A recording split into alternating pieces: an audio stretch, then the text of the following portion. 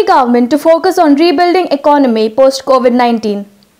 Prime Minister Narendra Modi has announced Rs 20 lakh crore stimulus package, which is 10% of the GDP and 75% of the country's budget. He said the most dreaded COVID-19 pandemic is bound to be around for some more time and people may try to live with it. His address to the nation was most inspiring, as well gave a ray of hope to 1.3 crore Indians that country can bounce back and emerge as one of the strongest economies in the world yet again. Listen to him. और आज जिस आर्थिक package का ऐलान हो रहा है उसे जोड़ दें तो ये करीब करीब 20 लाख करोड़ रुपए का है। 20 लाख करोड़ रुपए का है। ये पैकेज भारत की जीडीपी का करीब करीब 10% है। इन सबके जरिए देश के विभिन्न वर्गों को आर्थिक व्यवस्था की कड़ियों को 20 लाख करोड़ रुपए का संबल मिलेगा, सपोर्ट मिलेगा।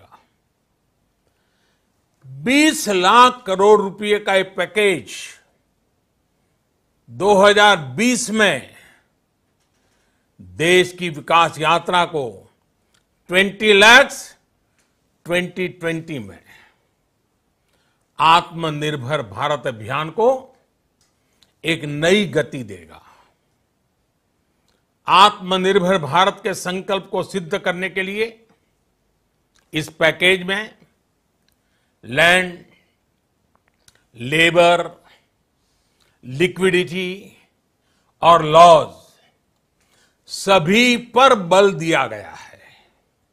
ये आर्थिक पैकेज हमारे कुटीर उद्योग, गृह उद्योग, हमारे लघु मंझोले उद्योग, हमारे एमएसएमई के लिए हैं, जो करोड़ों लोगों की आजीविका का साधन है, जो आत्मनिर्भर भारत के हमारे संकल्प का मजबूत आधार है।